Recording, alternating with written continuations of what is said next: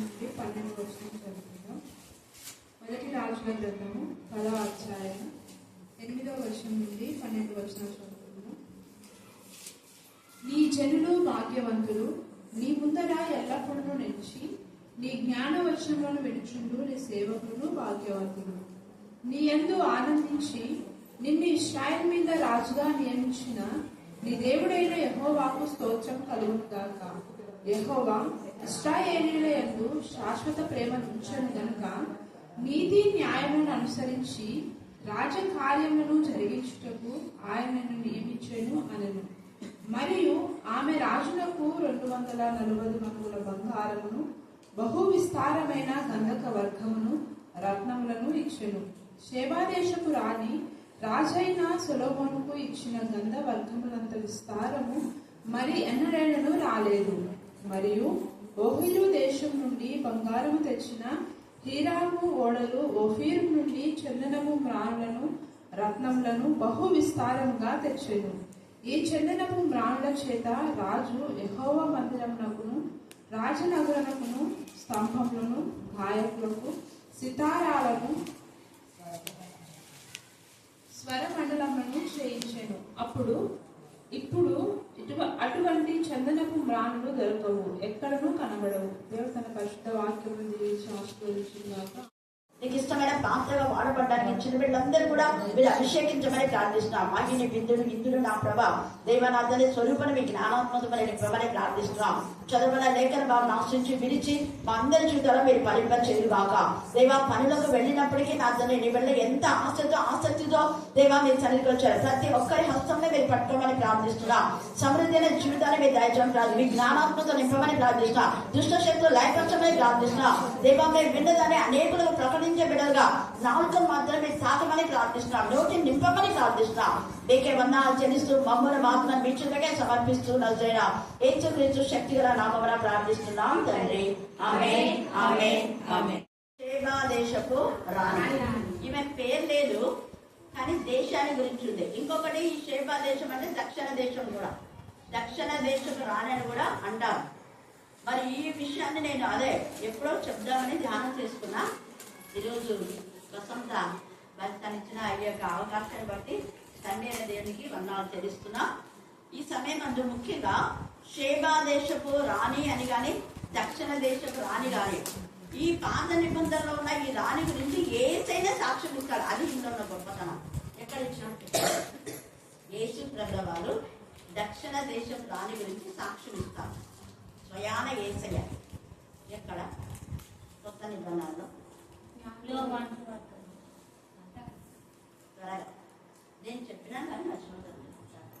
చాలాసార్లు చెప్పినారు, అర్థం చెప్పింది. సరే చదవండి. లూకా సువార్త 11వ అధ్యాయము 31 నుంచి చదవండి. 31, 32, 33. ఇక్కడ ఏముంది ఆ పేరు? దక్షిణ దేశపు రాణి అని ఉంది. ఆమె దక్షిణ దేశపు రాణి విమర్శ కాలమున ఈ తరము వారితో కూడా లేచి, ఈ తరము వారి అంటే ఎవరితో ఉంటారు? ఈ తరం అంటే ఎవరు? మనమే. ఈ తరము వారితో కూడా లేచి వారి మీద నేరస్థాపన చేయును. ఆమె సొలొమోను జ్ఞానం వినుటకు భూమి అంతముల నుండి వచ్చెను. చూడండి, సొలొమోను జ్ఞానం వినుటకు భూమి అంతముల నుంచి వచ్చిందట. అంటే ఇక్కడ సొలొమోను అంటే తూర్పు పడమరాలు ఇద్దరు. ఆమె ఆ దక్షిణం నుండి ఈయన ఉత్తరం నింటాడు. అలాగా భూ దిగంతంలో నుంచి అంటుంది. తర్వాత ఇదిగో సొలొమోను కంటే గొప్పవాడు ఇక్కడ ఉన్నాడు. నినివే మనుషులు విమర్శ కాలమున ఈ తరము వారితో కూడా ఈ తరమని ఎప్పుడైతే చదువుతామో ఇప్పుడు మనమని కూడా గుర్తుపెట్టుకోవాలి. ఈ తరం అంటే చదివినప్పుడంతా మనము నిలవబడి వారి మీద నేరస్థాపన చేయుదురు.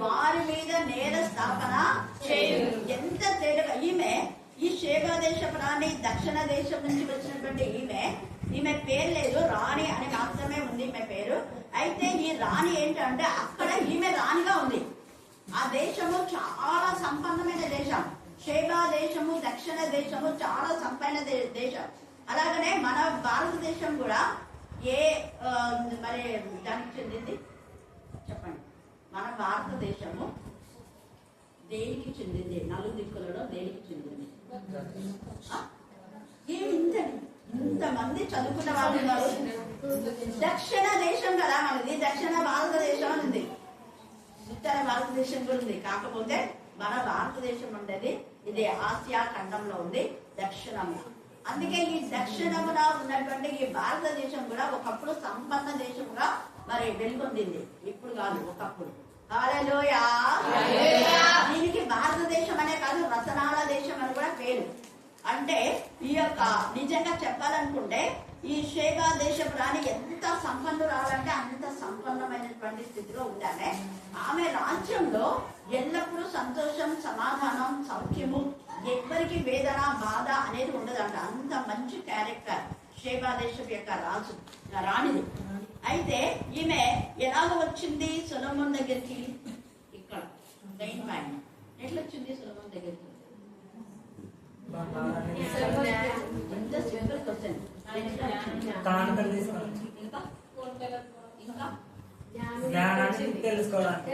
తెలుసుకోవడానికి రావడానికి కారణం ఉండదు కదా ఏదో ఒకటి. ఇంకా వినింది ఆమె, వినకుండా వస్తుందా? మరి వినడము ద్వారా. అందుకే చెప్పేవారు లేకపోతే రక్షణ పొందరు, రక్షణ రాదు. యేసయ్య అన్నాడు రక్షణ యూదుల నుంచే వస్తుంటే యూదులు చెందిపోయి అనేక ప్రాంతాలలో ప్రకటించారు. అలాగే యూదులలో ఎవరో అక్కడికి వలస వెళ్ళి సొలొమోను యొక్క జ్ఞానం గురించి వాళ్ళకి చెప్పిన రానికి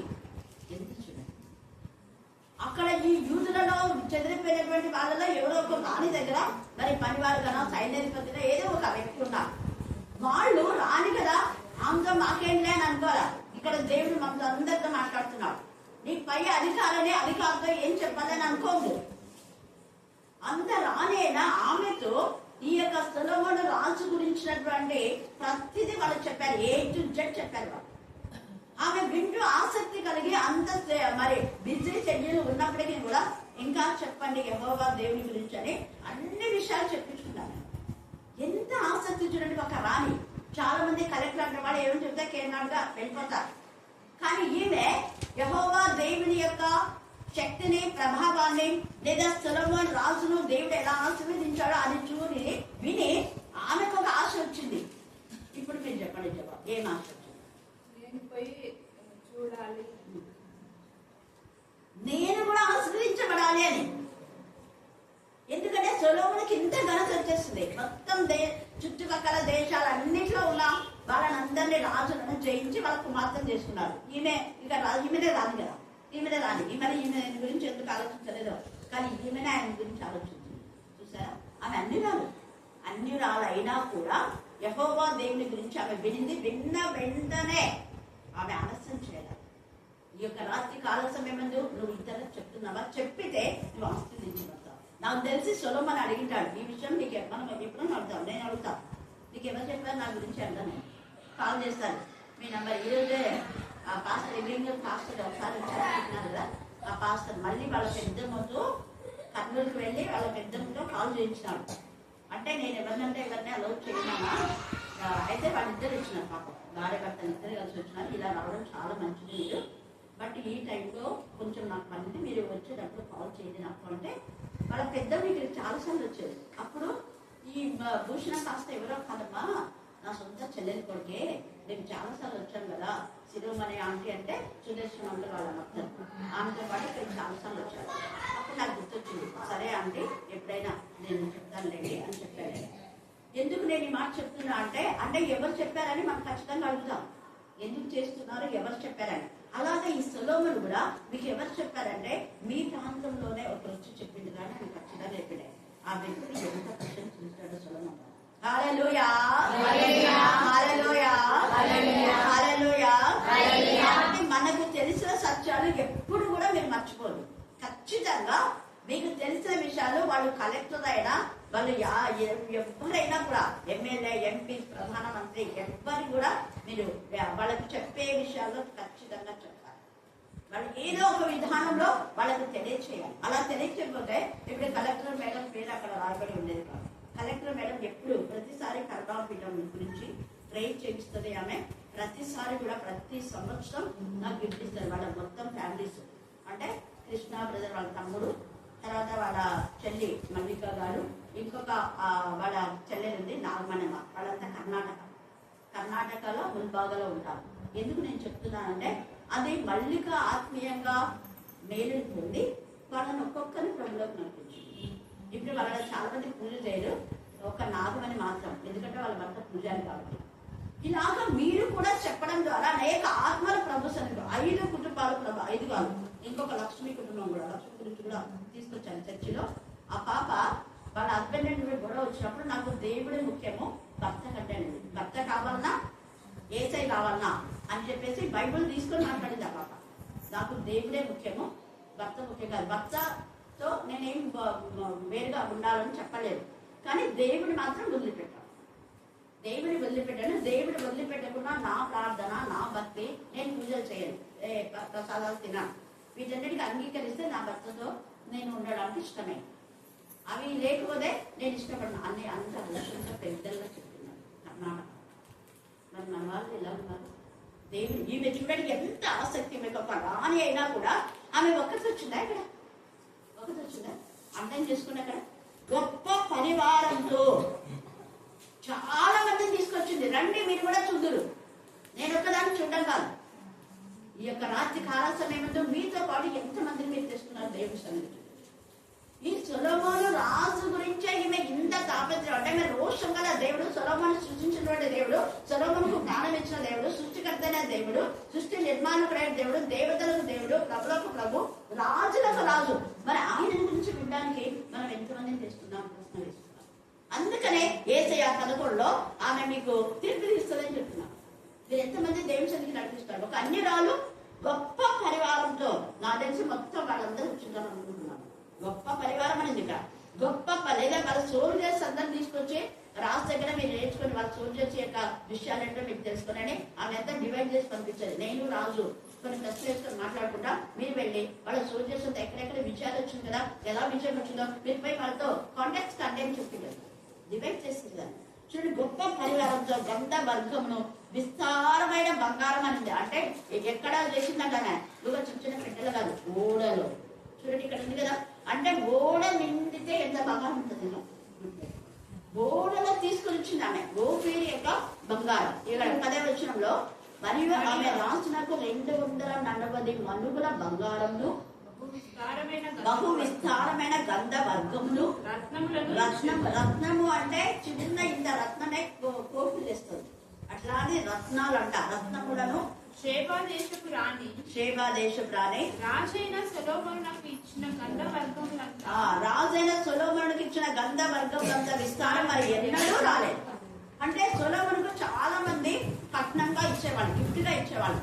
ప్రతి సంవత్సరం ఉంది, మీకు లేఖన భాగాలు చూస్తే ప్రతి సంవత్సరం కొందరు రాజులు సొలొమోనుకు కట్నం అని కాదు, గిఫ్ట్ గా కానుకలు చాలా చాలా పంపేవాడు. హీరాం రాజు కూడా పంపేవాడు. వాటిని అన్నింటినీ సొలొమోను ఏం చేస్తాడంటే దేవుని మందిరం కట్టిన తర్వాత మిగలగా అప్పుడు వాళ్ళ ఇంట్లో అన్ని బంగారం ఉంటుంది. ఆయన మంచం బంగారమే, ప్లేట్లు బంగారమే, గ్లాసులు బంగారమే, మొత్తం ఈవెన్ పని వాళ్ళు తినేవి కూడా వెండి బంగారాలతోనే ఆయన చేస్తాడని వేరే దాంట్లో రాయబడింది. కాబట్టి ఇంతగా దేవుడు సొలొమోను ఆశీర్వదించాడు. అయితే ఈమె కూడా విన్న వెంటనే కేర్నాట్గా చేయక అంత ఆసక్తితో ఆమె వచ్చింది. ఆసక్తితో వచ్చిన నందు వలన దేవుడు ఆమెను బహుగా ఆశీర్వదించాడు. అంటే సొలొమోను యొక్క బ్లెస్సింగ్స్ లో పాలుభాగస్తురాడైంది. ఈ రాత్రి ఆత్మ సంబంధమైన బిడ్డలతో నువ్వు సహవాసంలో ఉంటే ఖచ్చితంగా నువ్వు బ్లెస్సింగ్స్ పొందుకుంటావు. మన సహవాసం ఉంది. పరిశుద్ధుల కోసం యేసయ్య ప్రార్థన చేస్తూ ఉన్నాడు. అందుకని ఇక్కడ ఆమె వేసిన ప్రశ్నలన్నిటికీ సొలొమోను ప్రత్యుత్తరాలను చెప్పాను. ఎంత క్రిటికల్ క్వశ్చన్స్ వేసింది కదా, చాలా జ్ఞానవంతులు. చాలా మంది లేడీస్ చాలా జ్ఞానవంతులు కాబట్టి అక్కడ మనం చూసే బత్షెబ జ్ఞానంతో తన కొడుకుకు అక్కడ 30 సామెతలో 31 చదివితే చాలా విషయాలు తెలియజేస్తారు, తల్లి బోధిస్తారు. తర్వాత ఇంకా ఏం చేస్తుంది, ఆ తర్వాత ఈమె అంటుంది చూడండి, షేబా దేశపు రాణి 4వ వచనం. షేబా రాణి సొలొమోను యొక్క జ్ఞానము అతను కట్టించిన మందిరమును ఇప్పుడు ఆ ప్రాంతంకు పోయి చూడవలసిన ఎన్నో ఉన్నాయి, కానీ వాటిని అన్నిటిని చూడామే. ఆమె ఏం చూసింది చెప్పాలా? ఏం చూసింది ఆమె? ఇంకా మందిరమును. హల్లెలూయా హల్లెలూయా హల్లెలూయా. అంటే మనం ఎక్కడికన్నా పోతే ఏవేవో విహారాలు చూడటం కాదు. బాంబేకి వెళ్ళినప్పుడు నన్ను చెప్తారు అక్కడికి పోవాలి ఇక్కడికి పోవాలని. మేము పోయినప్పుడు ఈ శారీ కూడా మనీ పెట్టిందే, గిఫ్ట్, మనీ గిఫ్ట్. బాంబే వాళ్ళు ఆడపడుచు మనీ గిఫ్ట్. ఎందుకు నేను చెప్తున్నానంటే ఎక్కడెక్కడికి పోతుంటారు, కానీ మేము చర్చిలో వాక్యం చెప్పడానికి పోయినా. నేను ఎప్పుడు బాంబే పోయినా ఎక్కడ ముద్రనొకటి ఇక్కడ వచ్చి సాక్షి చెప్తుంది. ఎప్పుడు ఏమేమి దేవాలయాలు ఉన్నాయి వాటన్ని Catholic, CSI, Lutheran, Mennonite, Methodist అవన్నీ ఉన్నాయి అక్కడ. వాటన్ని చూసినాను. గోవా దగ్గర గోవాకు సంబంధించిన ఒక చర్చ్ ఉంది, సముద్ర తీరాన, చాలా పెద్ద చర్చ్. ఇలాగా ఈమె వేరే వేరే అక్కడ ఉన్నాయి చూడాలని ఇష్టపడ్డా. మనం ఎక్కడికన్నా పోతే ఇక్కడ మందిరం ఉందని మీరు పోయి ప్లాన్ చేసుకుంటున్నారా? దేవుడు మీతో మాట్లాడుతుంది. నువ్వు ఏ ఊరికన్నా వెళ్ళి అక్కడ మందిరం ఉంటే మందిరంలోకి వెళ్ళి ప్రార్థించు. నేను వెళ్ళిన ప్రతి చోట మందిరం ఉంటే తప్ప లేకపోతే హల్లెలూయా హల్లెలూయా. ఈవెన్ ఎలక్షన్ డ్యూటీలో కూడా కదా, ఎలక్షన్స్ లో కూడా వాక్యం చెప్పినాను. యాక్చువల్గా ఎలక్షన్ అంటే చెప్పకూడదు, బట్ దేవుడు అవకాశం ఇచ్చినాను. నాగలాపురంలో కానివ్వండి, చాలా ఊళ్ళో అక్కడ ముందు ఫస్ట్ పొద్దునే ఇక్కడ చర్చ్ ఉందా అని అడుగుతాం. ఎవరో ఒకటి తీసుకెళ్తారు. టైం చెప్పుకుంటాం. మా టైం 9 వరకు మేము పని చేసుకోవాలి. అన్నీ అవన్నీ 9 తర్వాత మా ఇష్టం కాదు. అప్పుడు నేను కరెక్ట్ అర్ధ గంటలో వాక్యం చెప్తానని త్వరగా పోయిన 9కి వెళ్ళినప్పుడు అంత పాటలు పాడి అలసిపోయినారు. పెట్టేవాళ్ళు 8 నుంచి 1 అయినా వాక్యం విన్నాం. హల్లెలూయా హల్లెలూయా హల్లెలూయా. కాబట్టి మనం దేవుని విషయంలో ఆసక్తి కలిగి ఉన్న ఈమె ఇంత ధనికురాలైనా కూడా దేవుని పట్ల ఎంత ఆసక్తి కలిగి ఉంది. జ్ఞానం అతడు కట్టించిన మందిరం గురించి ఆమె ఆలోచిస్తుంది, కానీ అతడు అంతఃపురాలు కూడా కట్టించినాడు. వాటి గురించి ఏం ఇక్కడ చూడలేదని. చూడండి మళ్ళీ తర్వాత ఏం చేసింది? అతని బల్ల ఎద్దనున్న భోజన ద్రవ్యములను, అతని సేవకులు కూర్చుండు పీఠములను, అవి కూడా ప్రత్యేకంగా ఉంటాయి. అతని ఉపచారులు కనిపెట్టుటను, వారి వస్త్రములను చాలా కాస్ట్లీ వస్తాడు వాళ్ళ పనివారికి. నేను ఎవరైనా నాతో వచ్చినప్పుడు దగ్గర వస్తే నేను ముందే మళ్ళీ ఇంటికి పంపించి చేపిస్తున్నాను. అవునా? అబ్బా ఏం పేరు? కృష్ణవేణి. వాళ్ళు అంటే నాతో పాటు అనే మాట ఎందుకు చెప్తున్నా, నేను నాతో వీళ్ళు పనివాళ్ళు అనవుతాను, లేదా తెచ్చే వాళ్ళని వీళ్ళు నా పిల్లలు అనేలాగా ఉండాలి అనేది నా ఉద్దేశం. అట్లనే నేను తీసుకెళ్తాను. కొంతమంది నాతో చెప్పారు, అలాంటి వాళ్ళు అస్సలు డ్రెస్ వేస్తే వచ్చనే వచ్చారు, వాళ్ళ పిల్లలే కాస్ట్లీగా వేయాలా, పూలు పెట్టుకోకపోతే కూడా పూలు తీసేయంటారంట. ఒక టీచర్ పేరు చెప్తాను, మీకు తెలిసింది. హల్లెలూయా హల్లెలూయా. ఉండకూడదు. మనం నిన్ను వలే నీ పొరుగు అంటే నువ్వు మంచిగా అంటే నీ వాళ్ళు కూడా. ఇక్కడ రాజుది అదే. ఇది చదివితే మనకు సొలొమోను యొక్క జ్ఞానం ఎలాంటి అంటే ఎంత నిజంగా ఆ పని వాళ్ళ పట్ల ఎంత ప్రేమ కలిగి ఉన్నాడు అన్నది మనకు అర్థమవుతుంది. వారి వస్త్రములు అతనికి గిన్నె అందించు వారిని యెహోవా మందిరమందు అతడు అర్పించు దహన బలులను చూసి ఏమైందంటే విస్మయం అంతేనా. మరి దేవుడు ఇక్కడ దహన బలు అంటే మందిరం గురించే ఉందంట. మందిరం దగ్గర చేసే వాటిని చూసి ఆమె మనం మందిరంలో చక్కగా మీరు పాడుతున్నారు, దేవుడు ప్రార్థిస్తున్నారు, గణపరుస్తున్నారు, వాక్యం చెప్తున్నారు. ఎవరి బిడ్డలు చిన్న బిడ్డలు వాక్యం చెప్తున్నాడు, ఎంత ఘనత. అందుకే నేను ఈరోజు చిన్నపిల్లలు కూడా కూర్చోబెట్టాను. ఇవన్నీ ఇలాగా పెట్టడానికి కారణం శాంతి. బయట ఉన్నదాన్ని తీసి కష్టపడి ఇది బాగుంటుందని క్రిస్మస్ ట్రీ తెచ్చుకుంది. హల్లెలూయా. నేనన్నా ఊరికే క్రిస్మస్ ట్రీ తెమ్మని ముందు ప్రార్థన కావాలా, లేకుంటే తీసి బయట పడేస్తుంది వచ్చింది. హల్లెలూయా హల్లెలూయా. దేవుని సన్నిధి అంటే అంత ఆసక్తి ఉన్నాడు. తర్వాత రాజుతో అన్నది ఏమని, నీ కార్యములను గూర్చియు జ్ఞానమును గూర్చియు నా దేశమందు నేను వినిన మాట నిజ ప్రూఫ్ అయింది. ఇక్కడ అంటే వాళ్ళు చెప్పింది అబద్ధం కాదు, నువ్వు చెప్పింది కూడా అబద్ధం కాదు. ఉన్నది ఉన్నట్టుగా వాక్యం చెప్పు. ఫలానా వాళ్ళు ఇలా చెప్పారని ఉన్నది ఉన్నట్టుగా చెప్పాలి. తప్పు చెప్తే ఖచ్చితంగా వాళ్ళని ఖండించాలి. చాలా సార్లు తప్పు వింటున్నా ఖండించాం, అది చాలా తప్పు, గుర్తుపెట్టుకోండి. ఇలా నిజం అని చెప్తున్నాను. సత్యము సర్వసత్యంలోనికి మనం నడిపిస్తుంది. మనం నిజానే చెప్పాలి, సత్యవాకులే నిజంతో చెప్పాలి. తర్వాత దాన్ని ప్రూఫ్ చేసే వారంగా ఉండాలి. నేను అందుకన్నా మీరంతా మేము క్రైస్తవులు ప్రూఫ్ చేసుకోగలమా అని చాలా మంది సేవకులు అడిగితే కొందరే చేతులు ఎత్తినాం. మనం రుజువు పరుచుకునే బిడ్డలుగా మనం ఉండాలి. మన యథార్థత, మన పరిశుద్ధత, మన నిజాయితీ రుజువు పరుచుకునే బిడ్డలుగా మనం ఎక్కడున్నా, ముఖ్యంగా అన్ని జన్లో మనం తిరుగుతుంటాం. మన నిజాయితీ మనం రుజువు పరచుకోవాలి. తర్వాత చూడండి, అయినను నేను వచ్చి కన్నులారా చూడకముందు.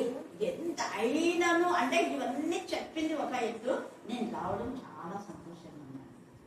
మనం ఇష్టం ఉండి లేక దేవుని మందిరానికి రావు, నేను రావడం చాలా మేలు. ఈ వాక్యం విన్నా, ఆదరణ పొందుకున్నా, ఆత్మీయమైన పొందుకున్నా, మళ్ళీ ఇద్దరు నేను చెప్తా.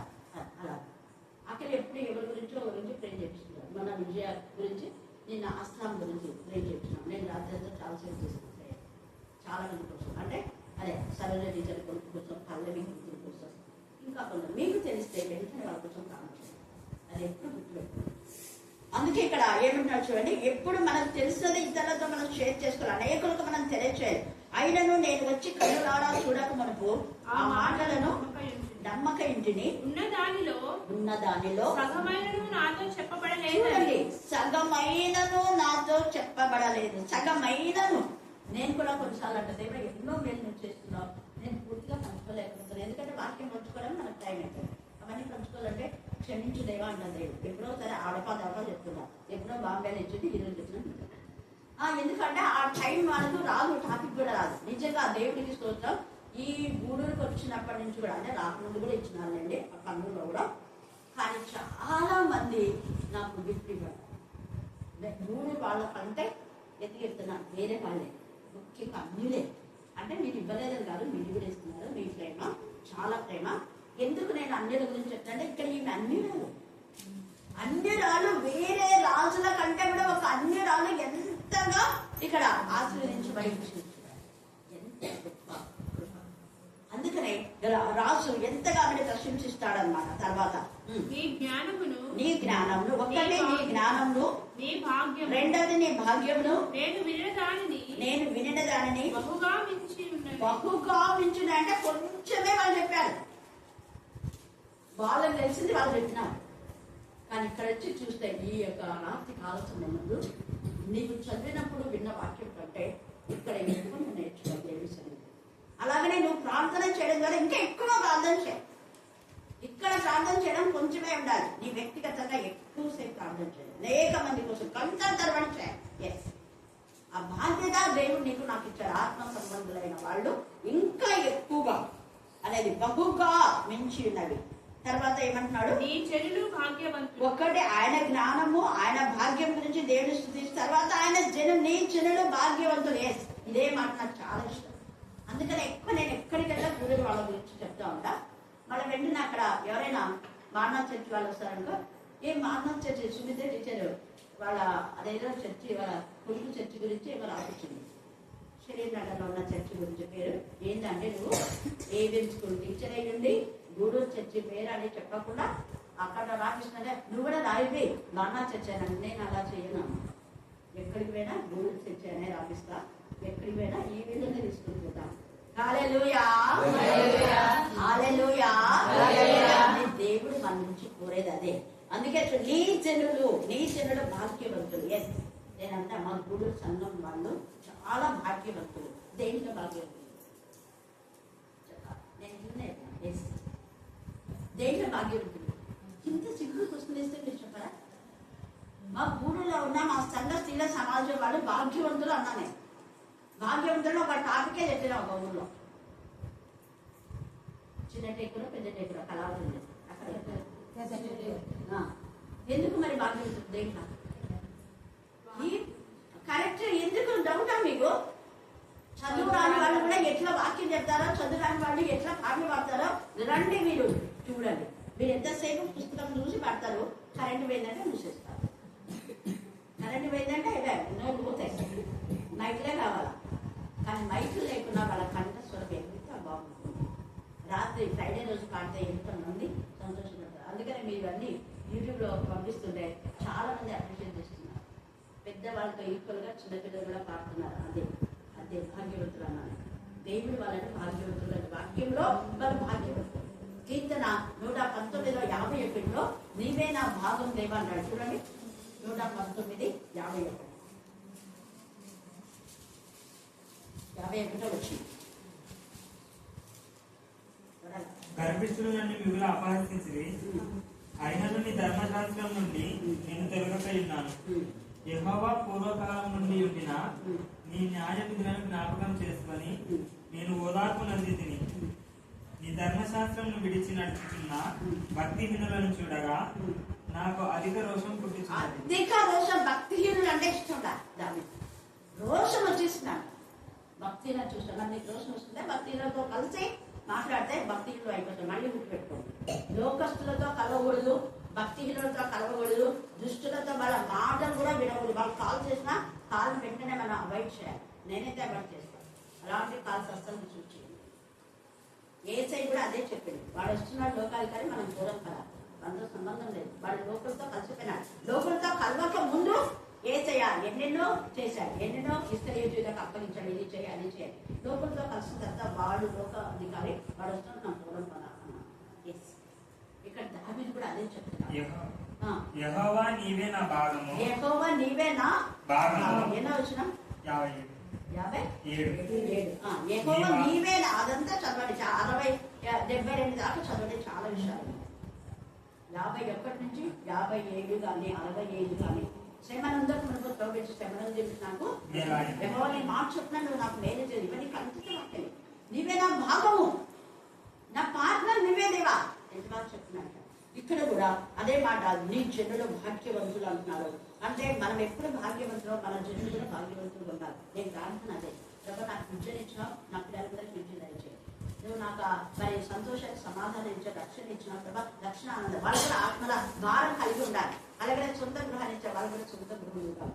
అప్పుడు ఆర్థిక సమస్యల నుంచి విడిపించుతాం. ఇది మనం ప్రార్థిస్తే సొలొమోను ఆ ప్రార్థన చేసినాడు కాబట్టి వాళ్ళ చుట్టూలందరూ భాగ్యవంతులు. నీ ముందర ఎల్లప్పుడూ నిలిచి నీ జ్ఞాన వచనంలో వినుచుండు నీ సేవకులు భాగ్యవంతులు. ఎల్లప్పుడూ అనే కానీ అండర్లైన్ చేస్తున్నాడు. ఎల్లప్పుడు అంటే ప్రతి పనిలో కూడా సొలొమోను దేవుడి గురించి చెప్తున్నాడు. పడిపోయే వరకు దేవుడి గురించి ఎంతగా ఆనందించినాడో. ఈ ఆత్మీయంగా ఉన్నప్పుడు వచ్చింది ఈ షేబా దేశంలోనికి. తర్వాత పడిపోయినా షేబా దేశంలోనికి సొలొమోను కూడా ఒక కొడుకు పుట్టాడు. అతని పేరు ఏదో ఉంది, వేరే పుస్తకాల్లో రాయబడింది. అతను మంచి సేవకుడుగా దేవుడు వాడుకున్నాడు. షేబా దేశంలోనికి అది యాక్చువల్గా వాడు వివాహం చేసుకోరు, ఆ రానుడు వివాహం చేసుకోరు. బట్ దేవుడి యొక్క కృపలో ఏమో తెలీదు, కానీ ఆమెకు సొలొమోనుకు ఒక కొడుకు పుట్టినాడు అనేసి మిగతా చాలా పుస్తకాల్లో రాశారు. తర్వాత చూడండి, నీ ఎందు ఆనందించి నిన్ను ఇశ్రాయేలు మీద రాజుగా నియమించిన నీ దేవుడైన యెహోవాకు స్తోత్రం కాదు. దేవుని ఘనపరచాలి. మనం ఎప్పుడు దేవుడు ఎన్ని ఉన్నా దేవుని ఘనపరచాలి. మనం ఎంత రానైనా దేవుని గురించి మాట్లాడుతుంది. దేవునికి జ్ఞానం ఇచ్చాడు. ఈ మందిరం ఎంత బాగుంది, నీ జనులు ఎంత ధన్యులు, నీ వచనాలు అంటే వాక్యం వింటున్నారు కదా, వాళ్ళంతా జ్ఞాన సూత్రం వింటున్నారు రోజు, వాళ్ళు ఎంత ధన్యులు. అందుకే మనం కూడా రోజు పనులకు ఎక్కడున్నా వాక్యమే. స్టూడెంట్స్ ముఖ్యంగా మీరు వాక్యం ఒకరికో చెప్పండి, మీకు తెలిసిన వాక్యం మీ స్టూడెంట్స్కి చెప్పండి, మీ యొక్క ఫ్రెండ్స్కి చెప్పండి. వాళ్ళకి చెప్పకూడదు అది అనుకోకూడదు. చెప్పకపోతే అసలు ప్రాణం చేయమని చెప్తాడా? ఇప్పుడు ఆ రోజు పవన్ తీసుకురాకపోతే పవన్ బ్రతికేవాడా? వాళ్ళు వాక్యం చెప్పేవాడు. ఇప్పుడు ఎప్పుడు చెప్పంటే అప్పుడు చెప్పడానికి రెడీ ఉన్నాం. అక్కిని తీసుకొచ్చినాడు, తన ఎక్కడ చెప్పగలంటే వచ్చేవాడు. ఇది సెడ్యూల్ అనుకోండి, అయినా అట్లా పవన్ కూడా స్పందిస్తున్నాడు. ఎందుకు నేను చెప్తున్నా అంటే దేవుని గురించి ఎక్కడున్నా దేవుని గురించి ధ్యానిస్తే ఎప్పుడైనా చెప్తాను. తర్వాత చూడండి ఇంకేమంటారు, నీ ఎందు ఆనందించి నేను ఇశ్రాయేలు మీద రాజుగా నియమించిన నీ దేవుడైన యెహోవాకు స్తోత్రం కలుగుగాక. యెహోవా ఇశ్రాయేలు యందు శాశ్వత ప్రేమ ఉంచెను కనుక. చూడండి ఎంత బాగా ఇప్పుడు అంతైనా నీ దేవుడు అంది. ఇక్కడ తన దేవుడిగా స్తుతించింది. అందుకే షేబా దేశంలో చేస్తున్నాం సొలొమోను రాజు. అంతవరకు బాగానే అన్నాడు. యెహోవా ఇశ్రాయేలు యందు శాశ్వత ప్రేమ ఉంచెను కనుక నీతి న్యాయాలను అనుసరించి రాజకార్యములు జరిగించడానికి ఆయన నిన్ను నియమించను. ఈ సమయమందు వాక్యం మీద మనం నీతి న్యాయాలను అనుసరించాలి. నీతి న్యాయం లేకపోతే మనం బతుకు వేస్ట్. దేంట్లోనే మనం నీతి న్యాయాన్ని అనుసరించే వారంగా మనం ఉండాలి. అందుకనే షేబా దేశం రాణి మీ మీద దోషారోపణ చేస్తుంది అని అనుకుంటున్నాను. ఆయన నిన్ను నియమించారు కదా, దేవుడే నిన్ను నియమించినాడని. ఈ రాత్రి దేవుడు కూడా మిమ్మల్ని నియమించినాడు, మిమ్మల్ని వాడుకున్నాడు. పాడటంలో, ప్రార్థించడంలో శక్తి లోపం లేకుండా మీకు దేవుడు ఏదైతే ఆ యొక్క తలం ఇచ్చాడో వాటిని అన్నింటినీ కూడా మీరు వాడుకున్నారు. దేవుడు నామమునకు మహిమ కలుగాక. దేవుడు ఈ లేఖన భాగం దీవించి ఆశీర్వదించుగాక. ఆమేన్, ఆమేన్, ఆమేన్. ప్రవేశన తండ్రి, మీ మందిరంలో తండ్రి గడిపే భాగ్యాన్ని దయచేసినందుకు మీకు కొందరు చేస్తున్నానయ్యా. ప్రవేశన తండ్రి, కానికిచ్చిన ప్రతి బిడ్డను మీరు పేరు పేరున దీవించి ఆశ్రయించండి. ప్రభుత్వానికి ఇవ్వండి, వారిని కూడా మీరు జ్ఞాపకం ఉంచుకోండి. మీ వాక్యం మీ నన్ను తండ్రి ఎంతో ఆశతో వచ్చినారయ్యా, కానీ వారికి ఉన్నటువంటి పరిస్థితిని బట్టి వారు ఇవ్వలేకపోయినారయ్యా. వారిని మీరు జ్ఞాపకం ఉంచుకొని వారిని దీవించి ఆశీర్వదించి మీ సేవలతో తండ్రి వాడుకోమని ప్రార్థిస్తున్నానయ్యా. ప్రభువే తండ్రి, మీ వాక్యం చెప్పినప్పుడు మీరు జ్ఞాపకం ఉంచుకొని దీవించి ఆశ్రయించి చక్కటి ఆయుష్కాలను దయచేయండి. మీ సేవలో మరింతగా వాడబడుతూ తండ్రి మమ్మల్ని అందరినీ తండ్రి మీ సేవలో వాడబడే విధంగా తయారు చేసే విధంగా తండ్రి అక్కడ మీరు వాడుకున్న విధానం బట్టి కూడా మీకు కొందరు చెల్లిస్తున్నాను. ప్రవేశం తండ్రి వచ్చిన ప్రతి వాటిని దీవించి ఆశ్రయించండి. వారికి కావాల్సిన ప్రతి అవసరతను మీ నిశ్చితానుసారంగా తీర్చిదిద్ది మీ నామం తెచ్చుకోవడం ప్రార్థిస్తూ క్రీస్తు నా పెట్ట చిన్న వేడుకుంటూ నా పరమ తండ్రి. నొప్పిగా ఉంది, నన్ను చదువుకున్నాను లేదు నాకు. ఈ వాక్యం నేను పండపడడానికి లా మంచిది కాబట్టి కాదు పని. దేవుడు గొప్ప సాయం చేసినందుకు దేవునికి స్తోత్రము. నా గురించి కాలు నొప్పిగా ఉంది, మోకాలు పురగాలు ప్రార్థన చేయమని కోరుతున్నాను.